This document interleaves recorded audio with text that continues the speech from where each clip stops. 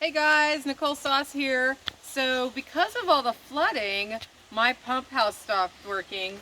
And of course we only discover these things in the middle of the night. So in the middle of the night last night, I had to figure out how to get water working because I have somebody renting my cabin.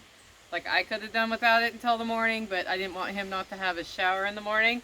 So here's what we did. This is why I think it's important to understand how your water system works.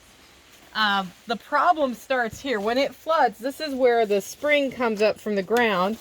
And when it floods, the water rushes through there. Right now it's still because it's fine, but the water rushes through there, brings sediment in. Sediment goes from that pump into this sediment filter right here. And there's a check valve. Very important to know that. And look how clogged that is. You know why that's clogged? Because the water down there was churning. And so in order to refill my storage tank, which we'll go look at, it was only coming in at a tiny trickle and it wouldn't fill it as fast as we were using the water. So the water ran out in the storage tank. So come on in here. This is a storage tank. This is the hose that comes from the spring. This is my irradiation filter. I'll turn on at some point. And it goes in there, but I could hear it was like the stream was like that big. And I didn't have a spare filter because I'm an idiot.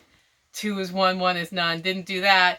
And I was up in the house thinking, I want to bypass that. But because I've worked on this system, I happen to remember that that pump down there, the fitting, is compatible with a common garden hose. So we came down here last night in the middle of the night, plugged in a hose down there, threw it through the wall by the rocket mass heater, threw it into my tank here to refill it.